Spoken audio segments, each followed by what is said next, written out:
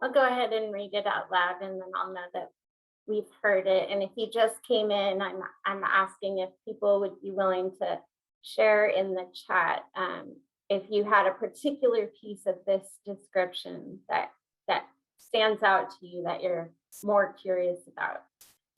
So this session will provide an overview of the wraparound process as it is used with parent participants in King and other similar county family treatment courts across Washington. We will discuss the impact of enhanced collaboration between parents and team members, the impact of including community providers in team-based decision-making, and how we incorporate information from court-ordered assessments into strength-based planning.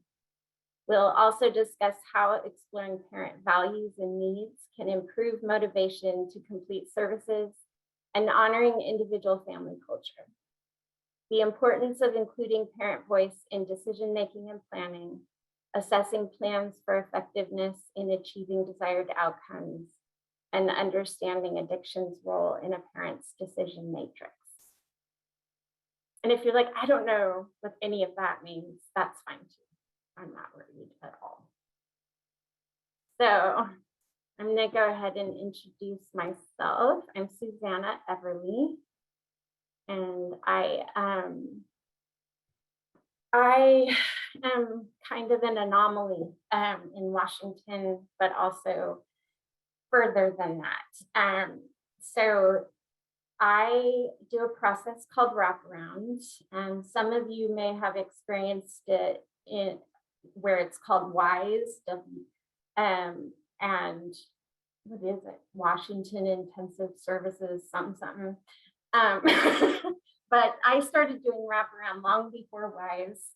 This will be my 18th year. And when Family Treatment Court in King County was created in 2004, the community provider was Sound Mental Health at the time. The woman who was representing Sound Mental Health for FTC committee, who was building this thing, asked that Wraparound be included in the program. But because Wraparound, when you're doing high fidelity Wraparound, you cannot court order it, it had to be a voluntary aspect of the program. And so Wraparound, I started in family treatment court bringing Wraparound in 2007. So, and I have never left, and I love it. But I started Wraparound in juvenile drug court, and then I created a Wraparound program for Valley Cities, which is South King County agency. Now we go further north, but then we were only South King.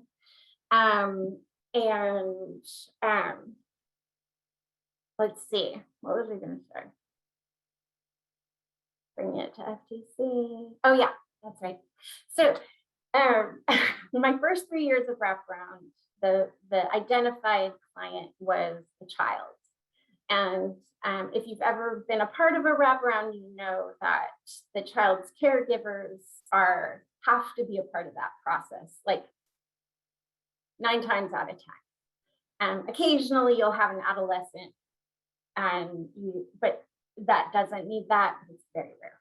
So I have always worked with parents, but when I switched to family treatment court, it became a focus on the parent. My identified client is the parent in FTC.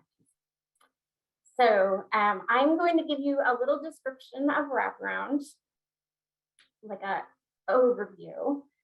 If you've already done Wraparound, I really ask that you listen anyway, because having been doing it for 18 years, I do have some thoughts that are a little different from WISE and unique to high fidelity Wraparound of old.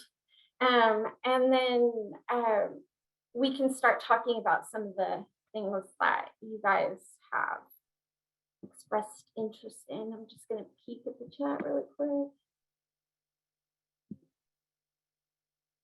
Some basics. Strength-based model. Parents should always be involved in their services.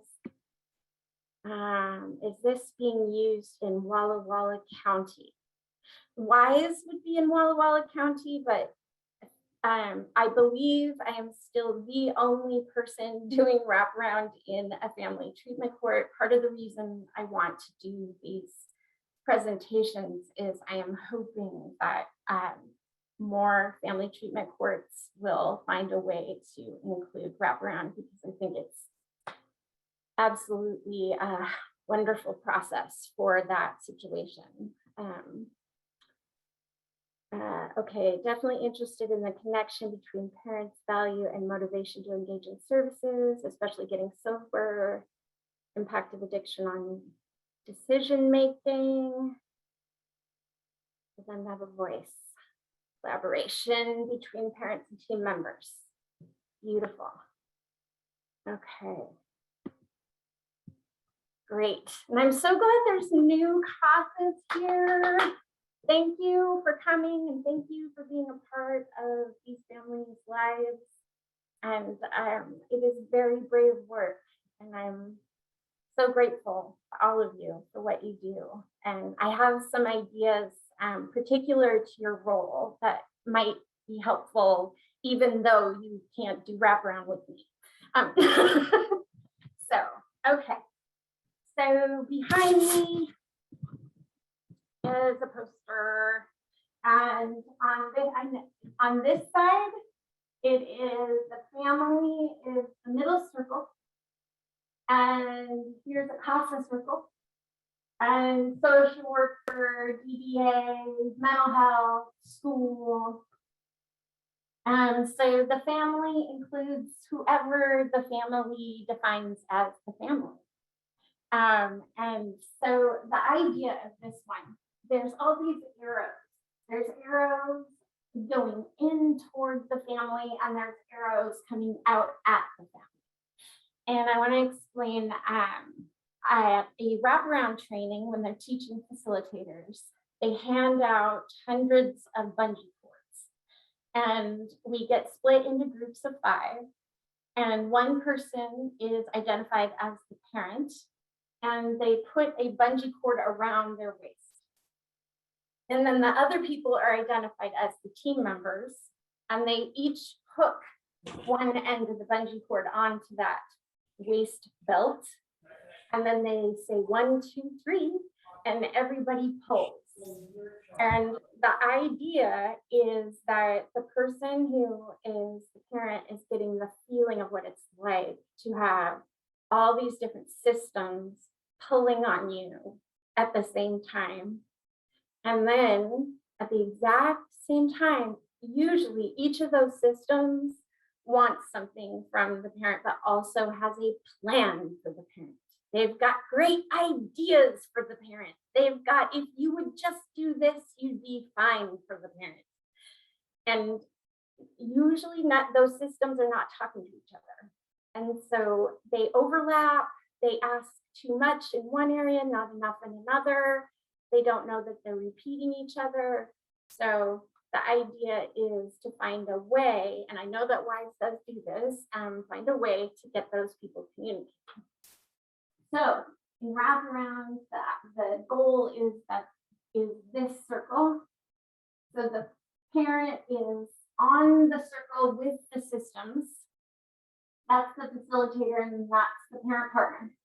And our job is to help the parent clarify what their needs and goals are, and then communicate that to the team.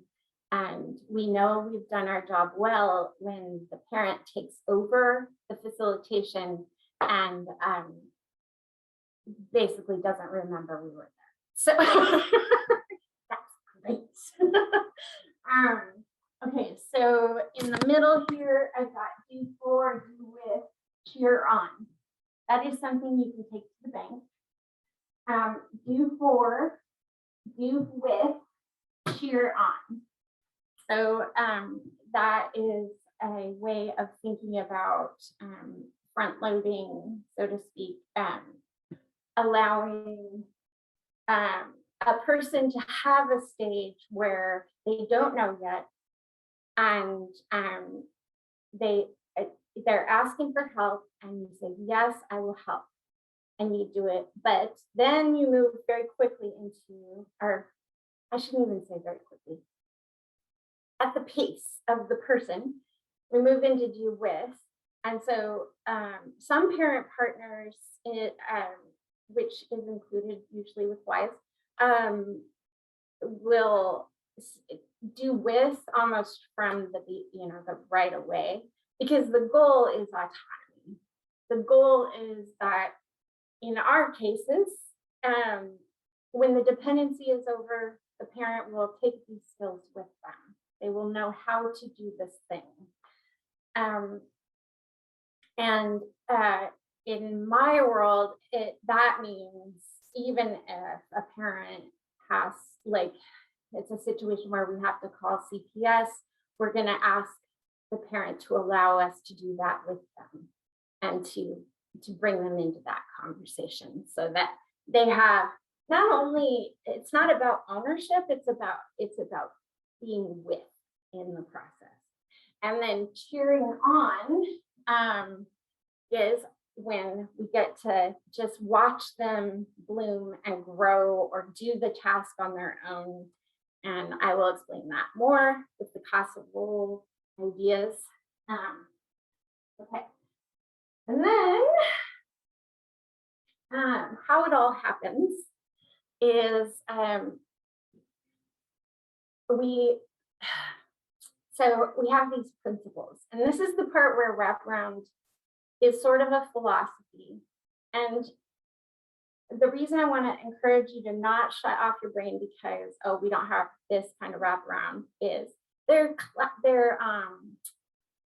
principles of just good human beingness. They're not that wild and crazy. So for instance, one is the view of natural supports. So natural supports, oh my gosh, I just realized I forgot the most important. Okay, I know I'm scribbling at this point, but help me remember. Okay, natural supports from the Wraparound land are, it's about including what I call the real people. So those of us who are on a team around a family, hopefully, we are just passing through. We are one blip on this family's timeline, hopefully.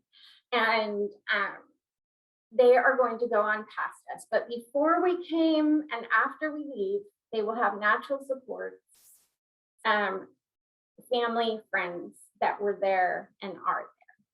And one way to ask someone who their natural supports are is to ask, who do you call when things get hard, when things get tough? Who do you call?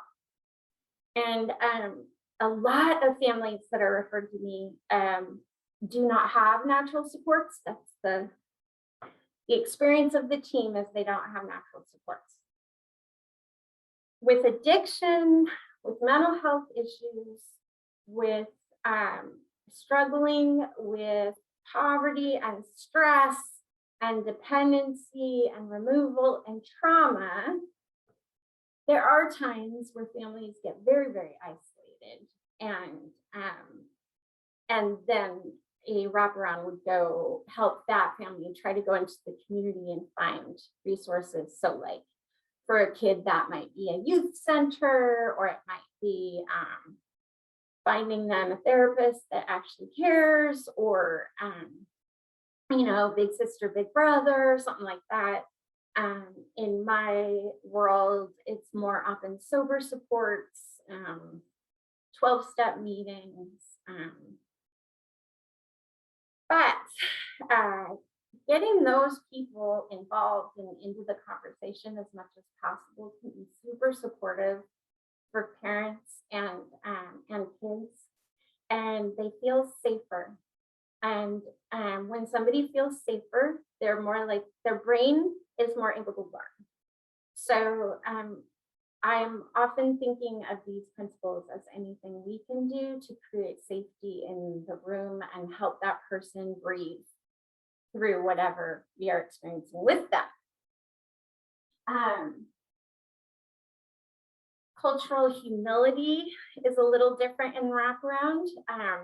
Yes, we are talking about culture in terms of the way we were all taught in social studies, um, where people have language and ritual and traditions, but we're also talking about respect. So, what does respect mean to you and me might be very, very different. So, how adults and children talk to each other, what language adults use, what is normal in a family, for kids to do. Um, my head floods with all the details. Like, I remember the first time I had a foster parent who she started training the babies at 18 months to replace the toilet paper rolls. And I was like, wow. For me, for my personal culture, I was really young to have a chore. But for her, it was perfect. It made sense. And there was that little toddler like replacing toilet paper rolls. So who am I to say? And other things might be like staying up at night or sleeping in the morning. I lived next to a family once where the dad sewed until midnight, and the mom would get the kids up right about 10 p.m. and then they would have their family life. And then he would go off to work in the morning and they would go to bed. And like, wait a minute, is that healthy? Is that wrong? Well, is everybody safe? So in wraparound, we're constantly trying to come from a place of help me understand how this works for your family. Help me understand why this makes sense to you. It's not that you and I have to agree on everything. You and I have to agree on what your goal is and where we're headed together, and then figure out how we're going to do that together.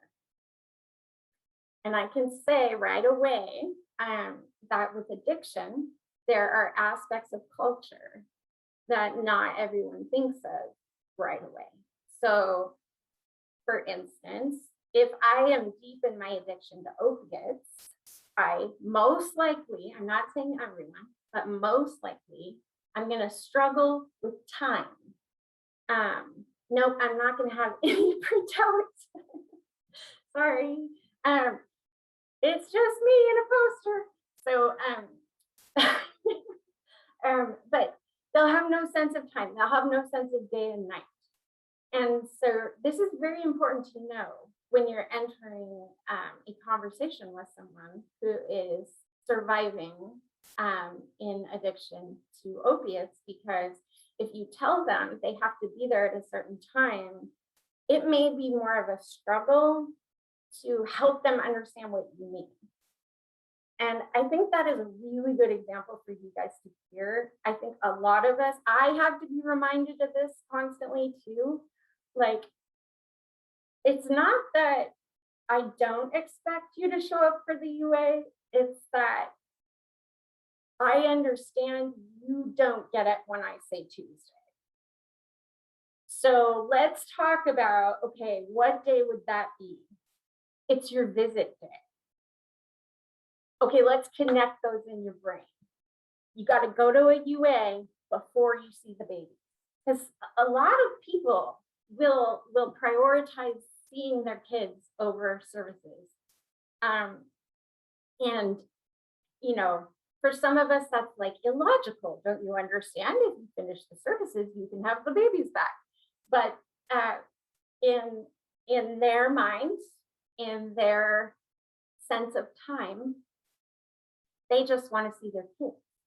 So they don't know what we're so stressed out about. So we're bridging, we're finding language, and we're bridging to their personal culture in the moment. Okay, let's see. Family voice and choice. So this, I think, is one of the hardest things, and I'm not saying it would be easy without a facilitator in the room. but it's just a concept. Take what you like and leave the rest.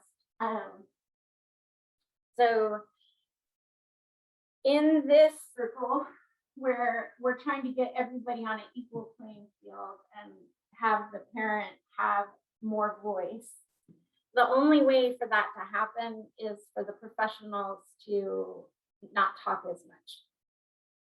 And I've heard this expressed as talk time. I think that's a nice, simple way to think about it. So if the team talks for 55 of the 60 minutes, then the parent does not have an equal voice. Like, just that simple. Caveat, a lot of parents are not used to having that much time to talk. Our system does not say to people, we care what you think. So they may not know what to say. Sometimes they might say yes to everything you're asking, and then you guys leave the meeting and they don't do any of it. And everybody goes, what happened? We had an agreement. Well, they were coping. They said yes to make you guys go away and be quiet so that they could go on with their life. I hate to be the one to tell you this, but it's a huge coping mechanism. So one gentle way to, if you're noticing somebody's going yes, yes, yes, or the pattern happens over and over, is just when they say yes the next time, say, what do you think about that service? How's that going for you? So like if you take FPS, one of my favorites, family preservation services. I'll try not to use too many acronyms. And so the social worker orders, oh, FPS is going to come in. Yay. They're going to help with this. Yay. So this provider comes into the family's home. They don't look at the parents. They only address all their words to the kids.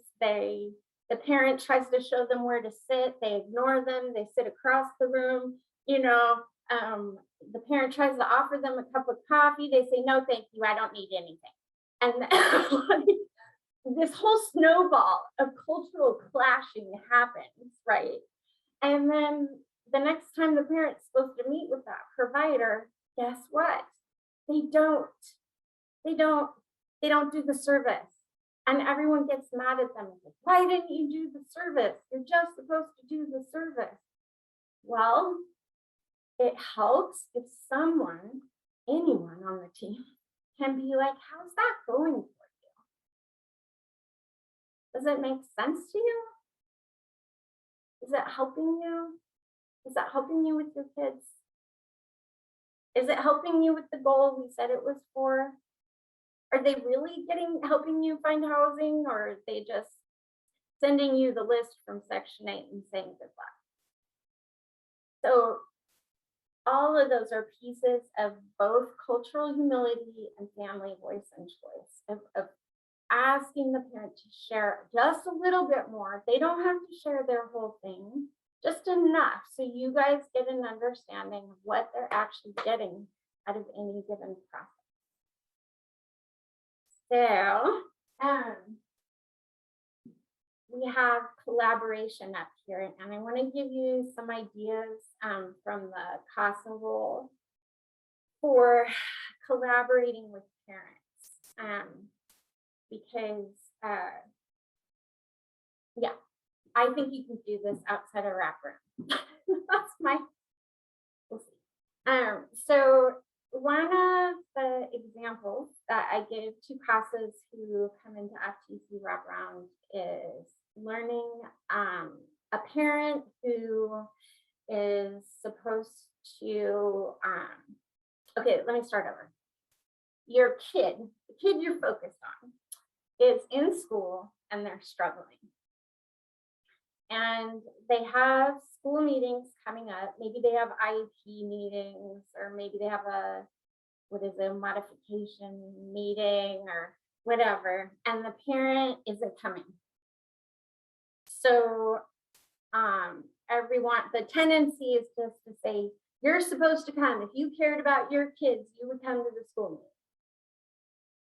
So there are a lot of parents who were raised without parents who went to school meetings, or the only time their parents would show up at the school, they would scream at people and humiliate them. So they don't want to do that to their child. And there's parents who get into the school meetings and everyone is speaking jargon and they don't understand what's happening. And then they just feel dumb and they don't want to be there. So one way that I have seen a CASA do amazing work with the family in that particular situation was they talked to them about, so let's say the CASA is going to all the school meetings, okay? Yeah, that's important. The CASA is going to the school meetings, parent is not, okay. The CASA explained to the parent, you know, they're having coffee, they're talking about the kids' behaviors or whatever the parents struggling with, and they explained to the parent, you know, I went to the school meeting and we talked about this thing that you and I had talked about, parent.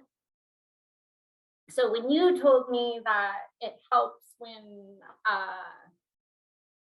you give Bobby a snack and he calms down, I told the teachers that and they were interested. And then you say, you know, if you ever want to go, I would go with you. And you could even just hang out and watch the first time. You don't have to say anything. We'll go together. And if you get nervous, just give me the question. Like, we'll figure it out together. And then, so in the scenario I'm thinking of, the parent and the CASA started going to IEP meetings together. And then what happened in the meeting was the teachers would only talk to the CASA. So then the CASA talked to the parent outside of the meeting, right? Nobody's staring at them, and said, what is that like? I feel weird when they only ask me the questions. Or another way I've heard it done is during the meeting, the CASA went, I don't know, let's ask mom. I don't know, let's ask mom. I don't know, let's ask dad. I don't know, let's ask dad. Until the teachers caught on that the CASA was supporting them and communicating. And yes, I'm going to say another caveat. Sometimes you need the social worker to call the school and tell them they can talk to the parent. That is true. There are times. But they usually will do that. So anyway, then as the process went on, parents started getting more comfortable in these IEP meetings, feeling more confident. CASA started talking to them. Of course, in my world, this was all in wraparound, but started talking to them about, do you feel ready to have me not there? I would love to hear how it goes when you're done. So parent practices going on their own and talking to, at this point, you've become like their school buddy, right? So they get out of the meeting, they call you, they're like, okay, I think it went okay. I don't know, blah, blah, blah. And you help them process, and then they can fly on their own, right? But it's just one thought about how can I connect with this person, offer them something that I'm comfortable with in a way where I'm not shaming them. I'm not saying, God, if you were a good parent, you would, blah. You're just saying, hey, I'm comfortable with how they talk in these meetings, and I would love to support you in getting comfortable there. And it also is a sense of faith that this parent is planning to succeed and wants to help their kid. They just might not know how. You know, if you are researching what their kid's going through, sometimes you can just maybe you could offer it, just if it's a moment where you feel like, hey, you might be interested. If they're not, they're not. And it's not about that they're not interested in their kid. It's, you know. Oh, good. Okay. So somebody said that was good advice. So another one for CASA's collaborating with parents that I always want to make sure I talk about is safety. Okay, so this is another one where cultural humility comes in, and really trying to recognize if a parent knows what anyone is talking about when they say safety.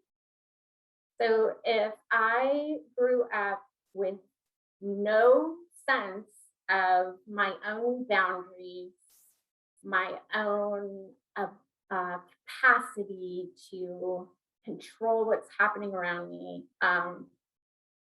if I grew up in a place where violence happened all the time and was normal, if I grew up in a place where adults and children don't speak to each other, except to say, get out of that,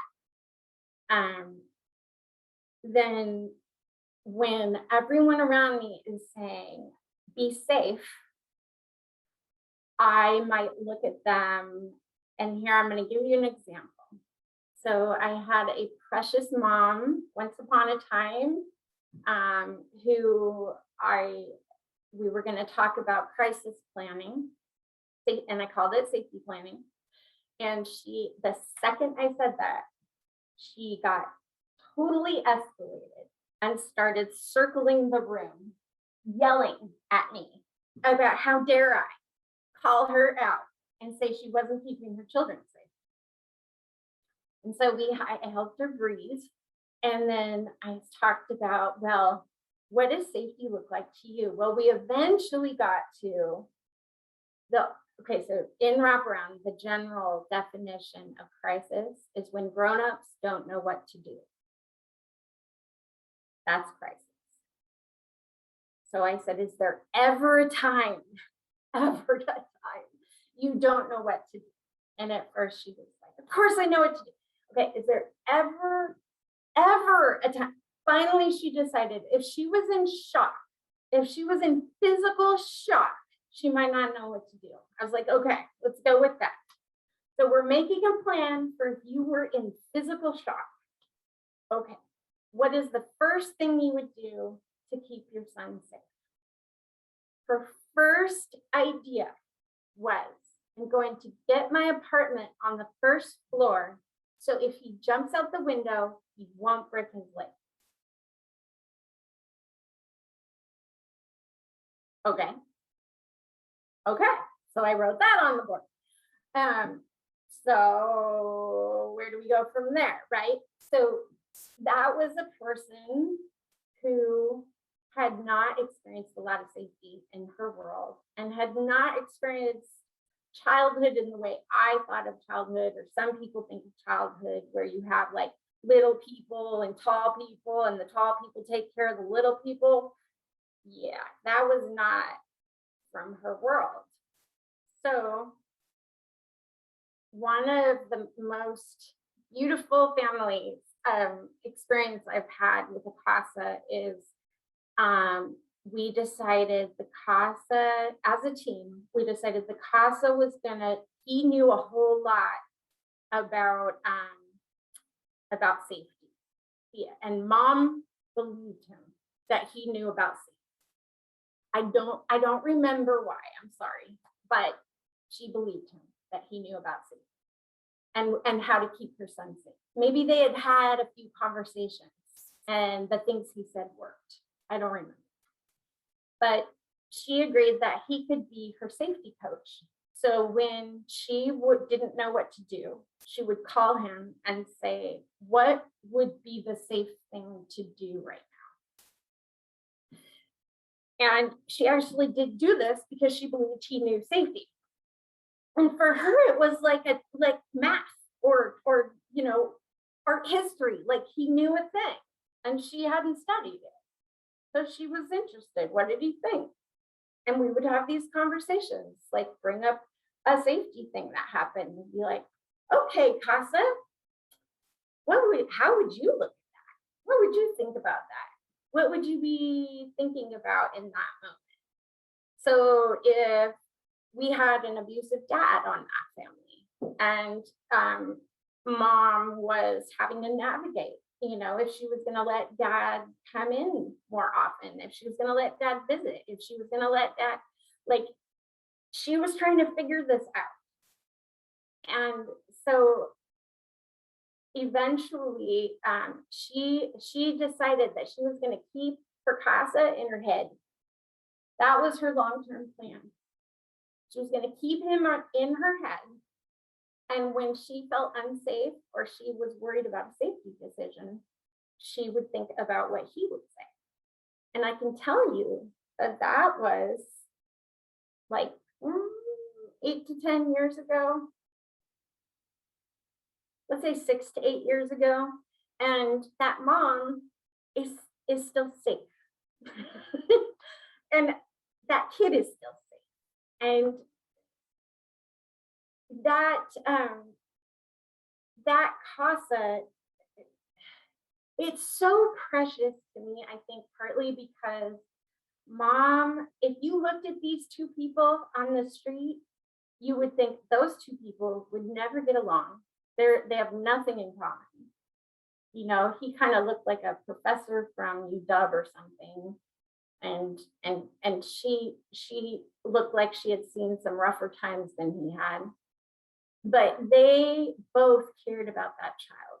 And that is one of the things I really, if I could give you anything, it is that everybody on the team, no matter what the team looks like, you can all agree you want the baby safe. Everybody wants the baby safe.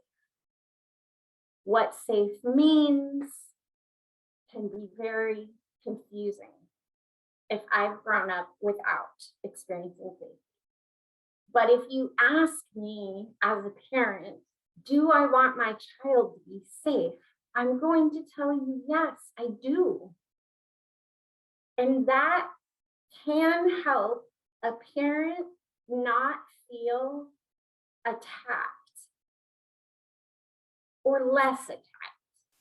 If everybody can acknowledge that they want safety and that they are, I know this is scary, but they are doing the best they can with the information they have. So sometimes we can take on a little more responsibility in the do for and the do with stages to provide information.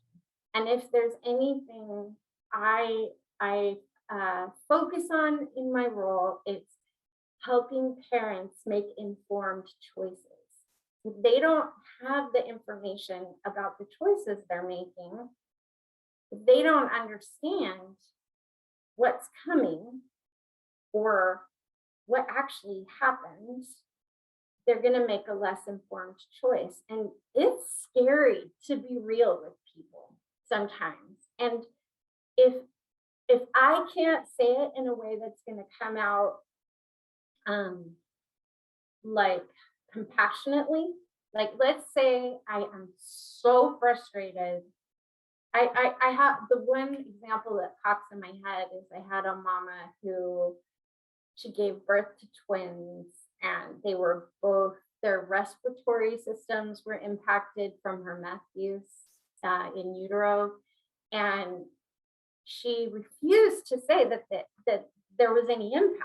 She was just like, I don't know what you guys are talking about. Well, it turned out she really didn't know what we were talking about. And everyone would say, well, we sent you the records. Well, she wasn't reading the records because she knew that those pages contained her shame and agony, and she didn't want to look at it. So we had to find a way to talk to her about it that she was going to feel supported. And that's a challenge. That's a tall order. So that might be a place where natural supports come in. She's got, her mom or her best friend next to her, or somebody has prepped her. Okay, we're going to talk you through it. Or that's another one that I love for the CASA role is the medical. If you've got a parent who's not showing up for medical appointments, sometimes the parent, you can say to the parent, I'm going to go anyway. Do you want to go with me? And we can just see what it's like together. And then it's the exact same thing as the school example of just like, let's say, and this is something to look for in this experience at school or in medical. If you hear that the professional is only using jargon, ask the professional, play dumb, say, what do you mean? Doctor, what do you mean by that? What are those words? How does that matter to this baby? If I'm trying to take care of this baby, what do you mean? What am I supposed to do? Like, have them break it down for you if you're willing, because that is a lot less humiliating than if the parent has to say, what do you mean by that? And then they look at this parent who and judge them and decide that they're not worth, and they'll only talk to the class anyway. Like, blessings to all professionals, but there are a lot of people who are tired and busy and they don't. So at least that's how the parent feels. So if there's any way to get the professional to talk to the parent and or taking the brunt of not under, the jargon situation, that can be super helpful. But also having that natural support there, if it's probably going to be a rough ride. When that mom in that example had to hear exactly what the doctor meant about what had happened to her children's lungs, it was brutal. And we did that while she was at inpatient, and she was surrounded by support, and we did our best, but all those moments of frustration when you just wish this person would just get a grip and understand something, when they do, that can be pretty rough. That's a level of accountability some of us have never had to experience. Like, I broke it. So trying to have some compassion for that human being in that moment can be really, really helpful. They can smell compassion, I swear to God. Let me just see. Strength-based. Okay. Strength-based.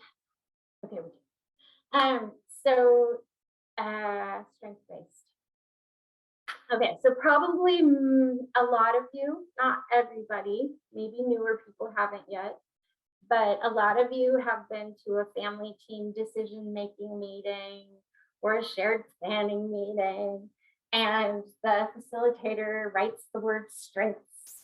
And then under that, they write the services the parent has completed, and that's the end of the discussion, and you move on to concerns. Okay, so in wraparound land, problems are unmet needs. So problems are unmet needs. And the way to begin a conversation about any unmet need is to talk about strengths.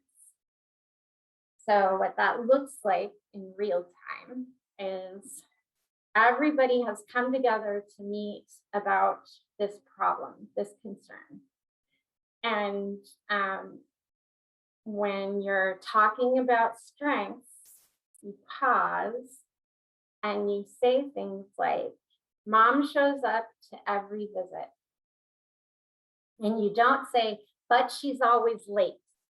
You say, mom shows up to every visit.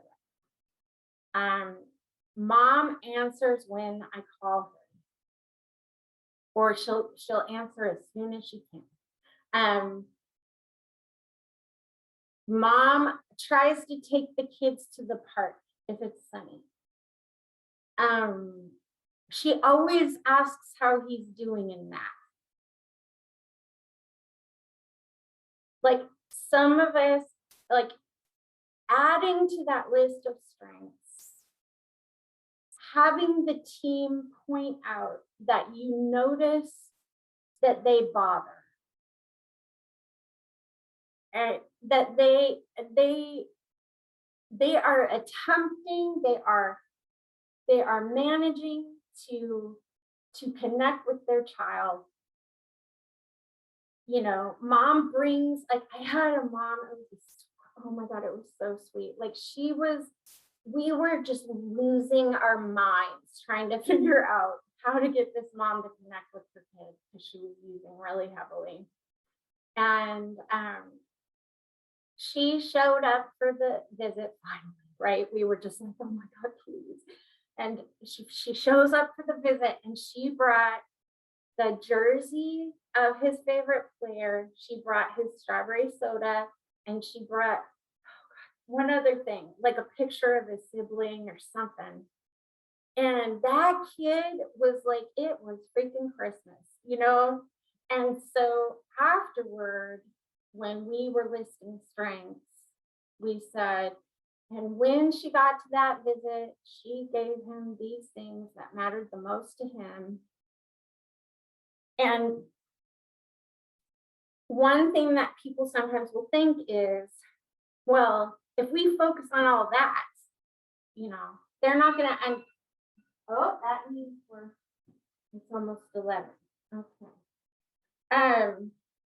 So if we focus on all that, she's not going to understand, or they aren't going to understand. Parents aren't going to understand how important this is. They're not getting it. Well, the wild thing that happens over and over, at least from my vantage point, is if we acknowledge what is right, what's going right, and what's working, then that parent can breathe long enough to think about the next step that might be possible. So if what we want is for them to go to therapy with the kid, if they show up for visits, that's a strength. If they talk to you, that's a strength. If you tell them, I learned this about the therapist, or I try to humanize what they're resisting, try to find something in it that makes sense to them, like they're going to therapy, so maybe they could use what they do in their therapy with their kids' therapist, or maybe, you know, somebody on the team could go with them to the therapy appointment and help them figure out. Or you guys could look up an article together on what do parents do when they go to therapy appointments.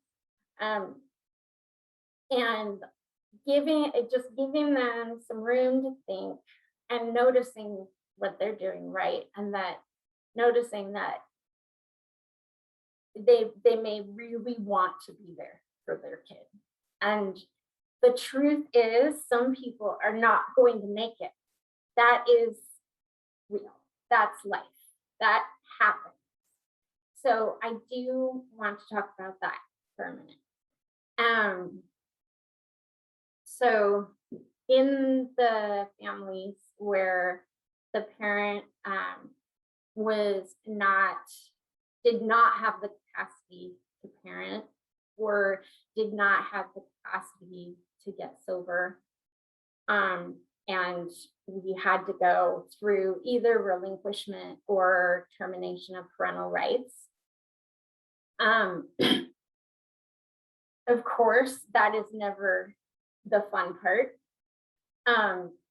I can tell you the most positive I've ever had of relinquishment was a mom who um, she had already been through relinquishment with multiple kids, and she was just the kind of person who could handle communicating with the adoptive parents and stayed in contact with the kids. And so we were working on the last one, and she had been sober for 2 years, but she was not able to make the kind of safe choices that the state needed for her to make to have her child in her care, um, around housing and relationships and that stuff. And so we created an alternate plan. There was plan A would be return home. Plan B was plan big ass family. and And what it was she was just going to take on another family around her baby. And at the holidays, all these adoptive parents and kids and the bio parents got together, and mom brought pumpkin pie. And that's how she parented. Like, I know that's a crazy miracle story, but I just want to give you like the furthest end of the happy side of that situation and experience. That mom did still need to blame the state a little bit, but it was barely. She still loved her worker. So the worst story I have for you, and I feel comfortable telling you this one because I know this mom is still alive and surviving, is a mom who could not stop using. She could not, and she had 2 toddlers. And her last visit with her kids when termination trial was coming was during a wraparound, and she was so out of it she couldn't even sit up. It was tragic. And I got to stay with her through the trial because she did not understand what was happening. She was too, her brain was too intoxicated, and she thought she was going to win the trial. And we went in on the last day before the ruling. And during the lunch hour, she had gone shopping for her babies and gotten them all these things. And she was weeping, and she was putting on makeup at the same time, and she was just wiping the tears into her foundation. And I was just like so powerless there was nothing I could do. And we went in, and the judge said, "I'm terminating your relationship with your children." And it wasn't until that moment that she was like, "Wait, what?" And that is the worst. To me, that's the worst. I would rather have someone raging against our system than fully blindsided because of the fantasy in their head. And so for me, I take informed decision making all the way to the end. And so that has meant conversations where we talk about termination, and we talk about the timeline. And once it's filed, you'll have about this many weeks or months. This is what it could look like. And if, I'm not saying that needs to be you guys, but finding someone, their lawyer would be great. If their lawyer is not there for that, finding like a peer, like another parent who's been through dependency, finding, God, it could be the court clerk, like whoever you can find who can help them to sit down and just look at it, is Oh, I'm missing a question. And the other thing is just trying to help them plan to be safe and have a life. Because one line that I use with people, feel free to take it, is your kids are going to find you. That is 99% of cases. Like, I mean, it is a high number. I'm just making that up. Don't quote me on that.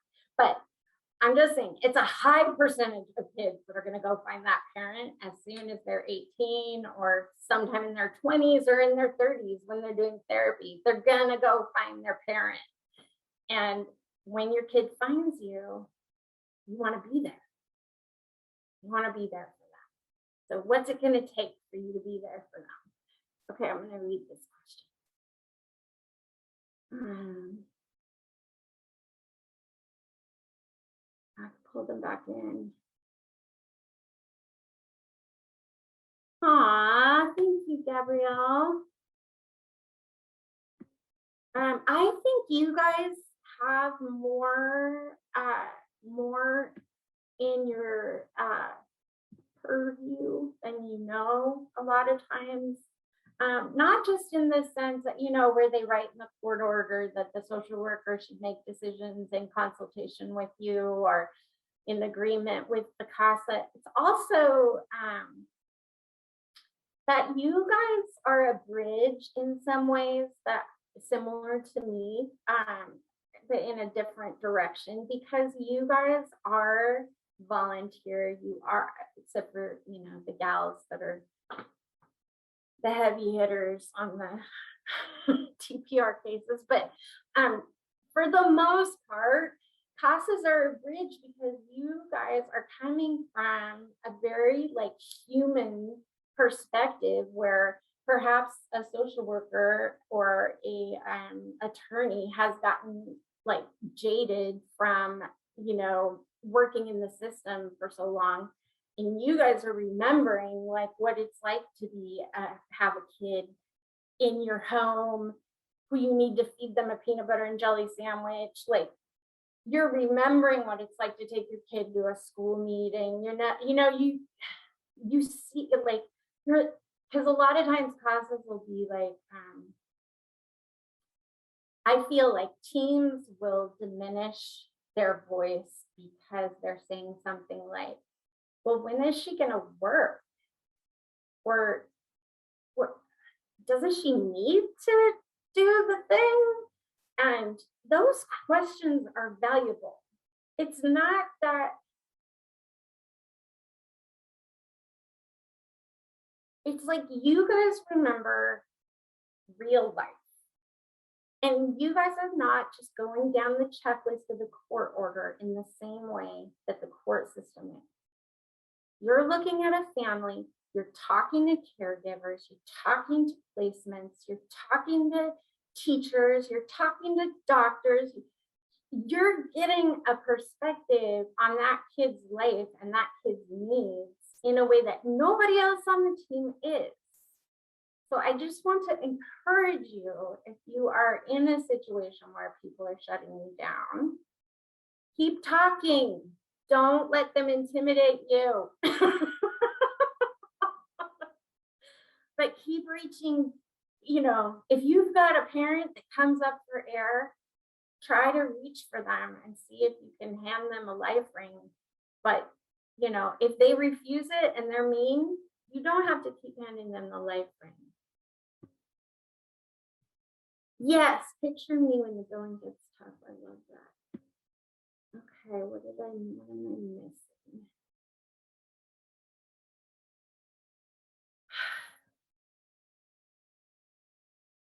How involved can you get in something like helping parents find housing? Oh, that depends on your area. Can somebody tell me what is VGAL? I know guardian ad litem. What's V? Volunteer. Oh, okay. Got you.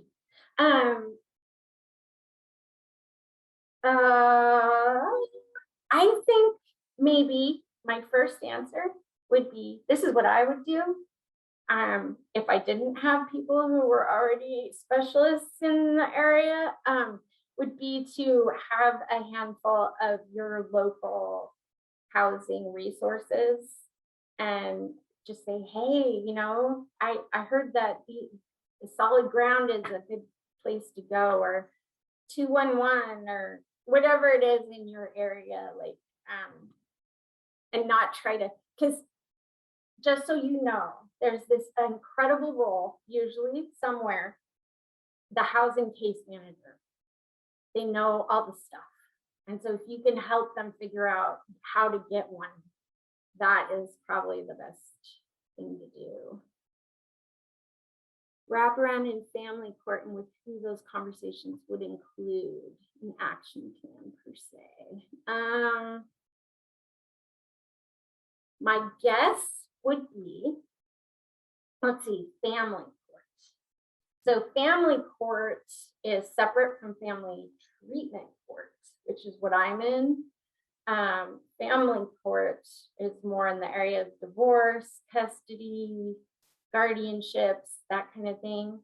And so for that, I honestly, the only thing I know of is WISE or Wraparound through a mental health agency in your area for that kid.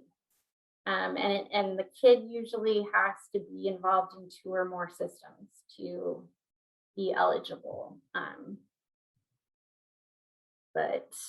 And on Medicaid, usually. Sometimes, well, no, I don't even know that. Wraparound is tricky to find sometimes.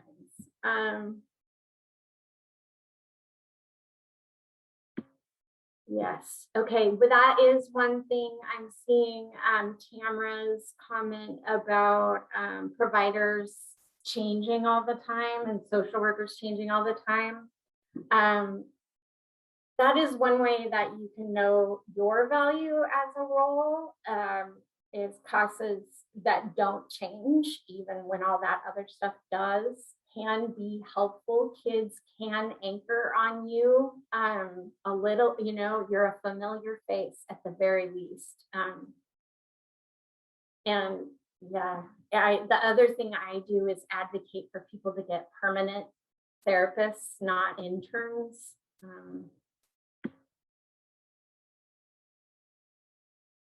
See. Oh, and I did want to say one thing, and then I'll open it up for questions. I highly recommend that people attend open AA or Alcoholics Anonymous or Narcotics Anonymous meetings.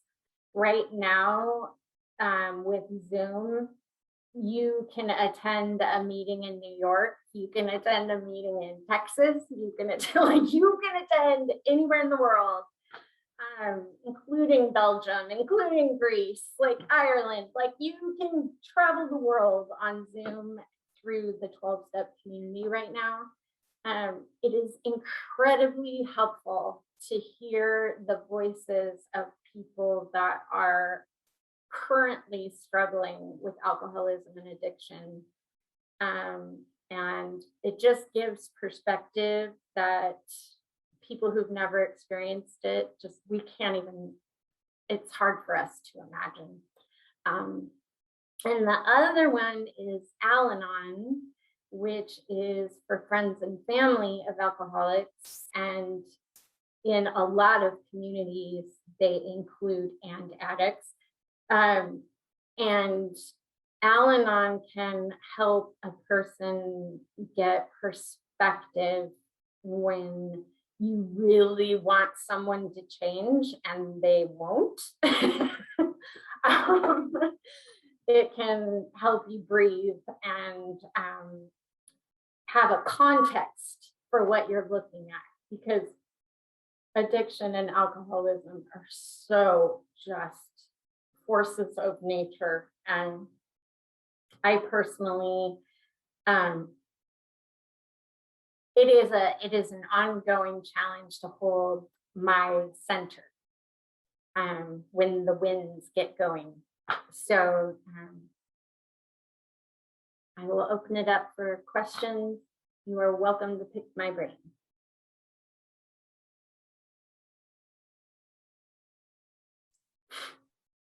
Could you step to the left a little bit so we can see your poster? Totally. Okay. And tell me if it needs to go down or anything.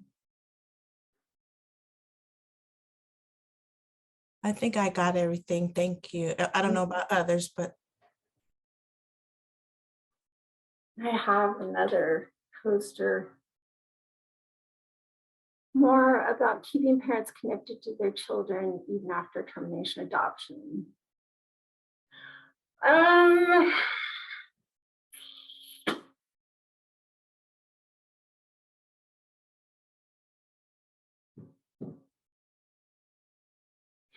I guess for me, my experience of that is either the adoptive parents are very committed to supporting that connection. And if we're talking about addiction, the adoptive parents have something that helps them understand addiction, and that people who are suffering from addiction are available sometimes and not others, then they can allow that. So an example would be an adoptive family that knows they can only invite mom and dad over if they show up in the morning, because then they might be a little bit more sober and safe. But we don't invite them to things for dinner or later because they're not. Like, I don't know how else to say it. Like, I've just known adoptive families that have that capacity. I've also known adoptive families where they do not, and sometimes I agree with the reasons, sometimes I don't, but my opinion doesn't matter.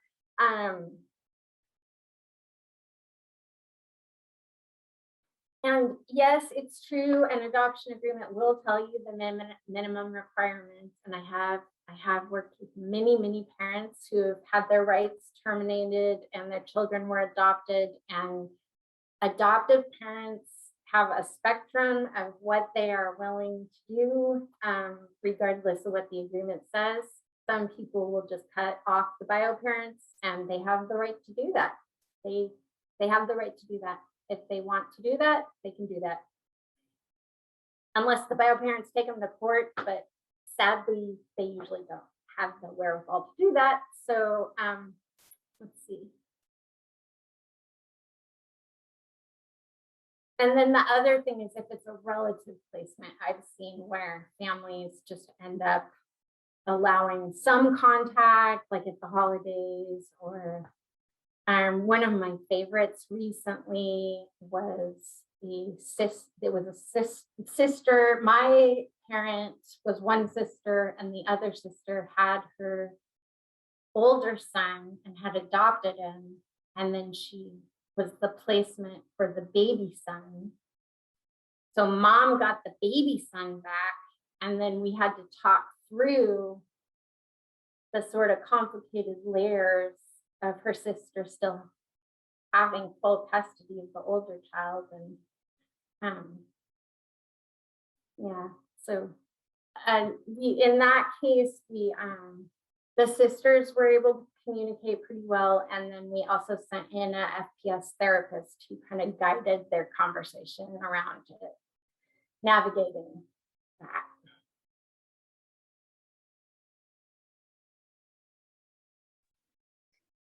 Hi, Susanna. I actually have learned a lot this morning as far as integrating CASA with parents in a better way. For my case in particular, kids are back home with mom. She's been actively using. How do you protect the kids and have a relationship with mom that she's willing to share and it be beneficial. I mean, I would love any advice as far as that goes.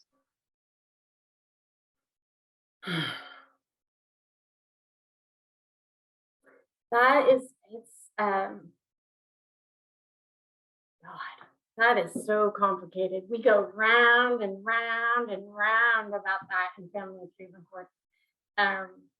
And it's interesting to watch the roles will change on who is okay with what's going on and who's not, you know. Suddenly you'll have a social worker saying the kids are fine, and you'll have like a treatment specialist saying, no, they're not. Like, what are you doing?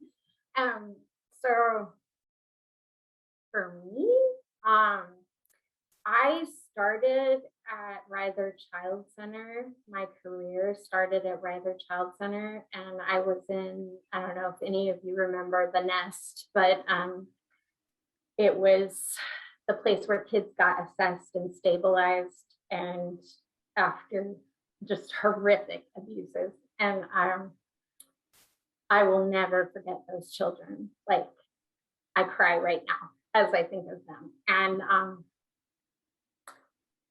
so for me, I go, I'm just like, what is there any way, if the kids are still there, is there any way to know that, say, the older ones have all the safety plans they need, they have healthy adults that are checking on them, that are coming in? Is there any way to increase the number of healthy adults that kid has contact with?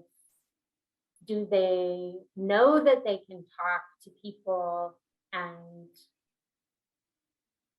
get their needs met? And then if the kids say, I'm not okay anymore, that's a big line, you know, because kids won't say that. They will push it as far as they possibly can a lot of the time. So if they're saying, I'm not okay anymore, Right. if there's any way to help the parent understand that so a lot of times if a parent is using, they've got a fantasy of what's happening in their real life. And, you know, my kids are fine. And so if there's any way at all to bridge, I hear you saying you think they're fine, and they might really believe they're fine. Like, it might be at a standard that they had as a kid, you know, well, I'm feeding them, I'm clothing them, I don't beat them, they're fine. And for us to bridge, like, okay, so maybe if that parent has experienced sobriety, is there a difference between how you parent when you're sober and when you parent when you're using? Or is there something where, because I have a parent that I stayed in contact with. She graduated in like 2012, and I have never lost contact. And she went through, I think, 3 bouts with opiates, and 2 of those times, or 3, maybe all 3, she had to have CPS involvement, but each time she did better. She you know, it didn't have to get so bad. He didn't have to be removed. She was willing to do the services. She was willing to do the next indicated thing. So it wasn't that because she went through wraparound, she didn't have the problem anymore, but we had really focused on safety planning and relapse. What do I do when I relapse? Because addiction include, you know, we wish it didn't include relapse, but for a lot of people it does. Right. And they will have some illusion that if I'm just smoking weed, it'll be fine. And then suddenly they're back in opiates. So I'm not saying it's a gateway drug. I'm not getting into that, but I'm just saying people have, we all tell ourselves stories. So Right. when a parent comes up for air,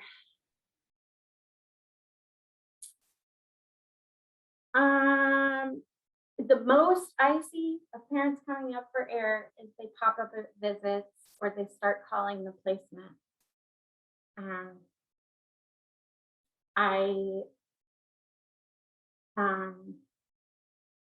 Is it possible for active drug users to be good parents?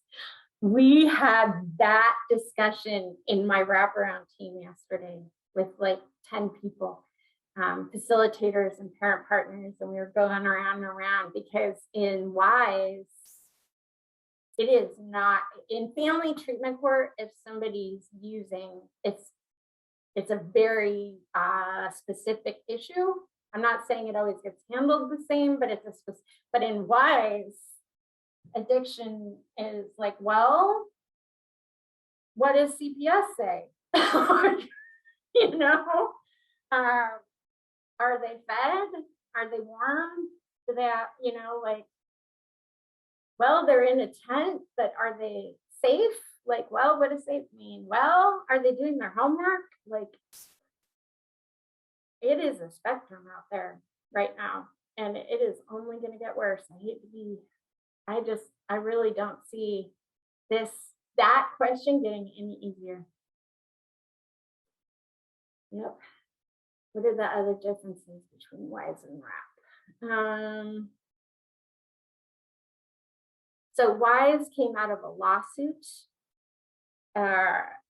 They took Wraparound from King County and disseminated it to all of Washington State, and completely changed it and wrote a manual.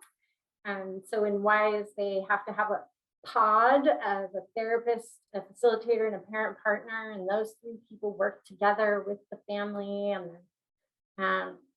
it looks a little different in different places. And WISE is absolutely focused on the child. So if the child says they don't want a person there, they don't have to have the person there. And then Wraparound. Oh, and WRAP, just to confuse you further, the Wellness Recovery Action Plan is a whole nother program that was created by Mary Copeland, who suffered from, I think she had, what is that? Schizoaffective disorder. And it was a way for her to not have to go be put on like heavy sedatives and stay in the psych ward. She could live her life and plan for wellness. So a lot of mental health communities help people build WRAP plans. And that to me is the best safety crisis plan a person can possibly have around addiction or mental health. Like, that's a dream come true, is when I can have somebody graduate with a WRAP plan on board. That's just awesome.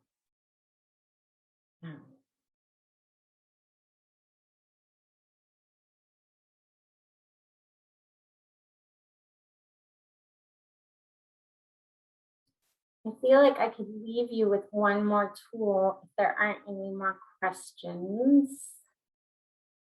Can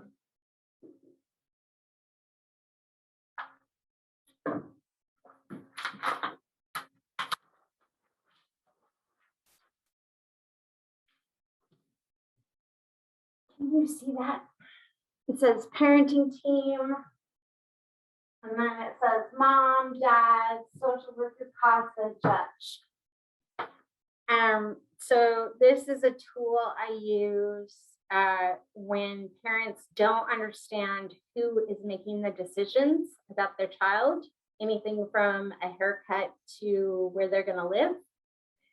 And a lot of parents will get super confused about if the CASA is going to make the decision by themselves, if the social worker is, or if the foster family or the placement is going to make the decision. Because especially in relative care, relatives will be like, I'm not going to let you have this kid back.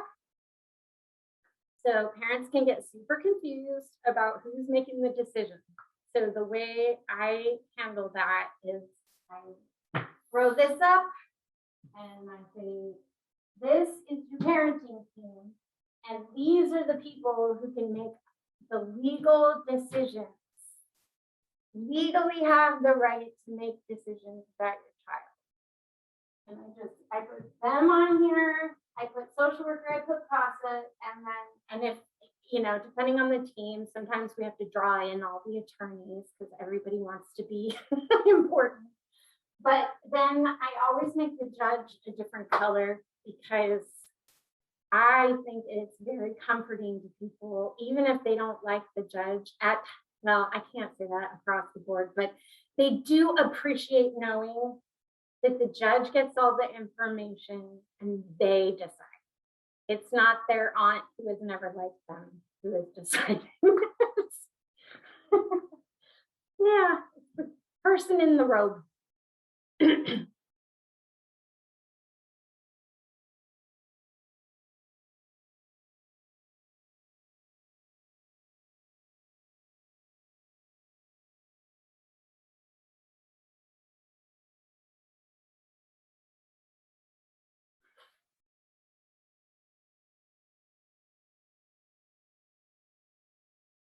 Thank you.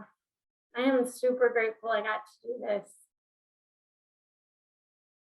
I feel like you guys are giving in a way that nobody else in the system is giving. And it's important work, very important work.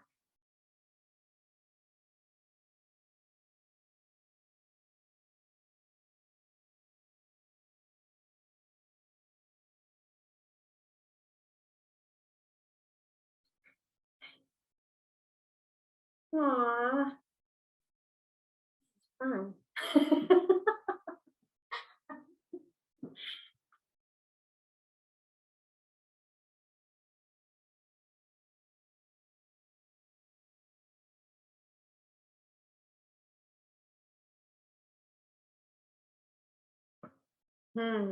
My contact info.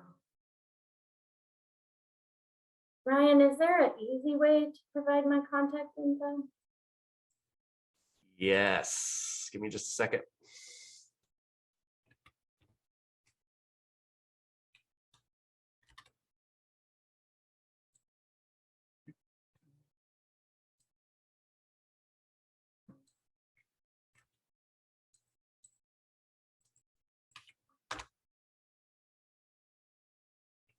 And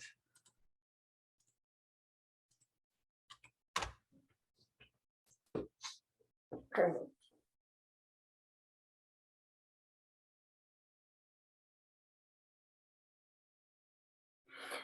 Oh, we have 4 minutes. I want to tell you one more story. I want to tell you about, I'm going to call him Frank. So I had a mom once who, she came into the court with a boyfriend attached and nobody was acknowledging him as the dad, but they would say he was the dad. And eventually they did prove he was the dad. But people were discounting him a lot because he looked like a gangbanger. And so I got to sit down with him and we do this strength, need, and culture discovery and ask him about himself and his life. And he was so sweet. He was doing like all the parenting classes, even the ones for teenagers, even though they just had a baby. He was like trying so hard, but nobody would pay attention to him. And he told me this story, and I'll never forget it. He was explaining his family culture and what he wanted to be different. And he said, you know that commercial where the baby's in a high chair and they're just stuck in front of the television. He was like, when I was a baby, my high chair was just stuck on a channel that was only hate and violence. That's all my TV ever showed. And he said, and I want to give my baby a TV that only shows love and kindness. Oh my gosh. Okay.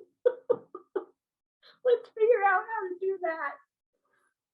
And they are still beautiful and happy men.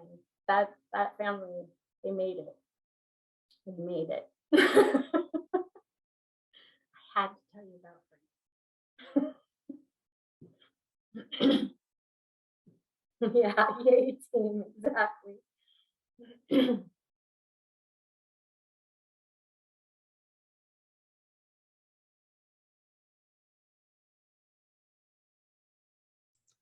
Well, Susanna, I want to thank you for speaking to us today. Thank you for providing your contact information and yeah, just thanks. This was an amazing presentation. Thanks so much. So appreciate your Yay. energy. So, Thank you, everyone. all right. See you, everyone.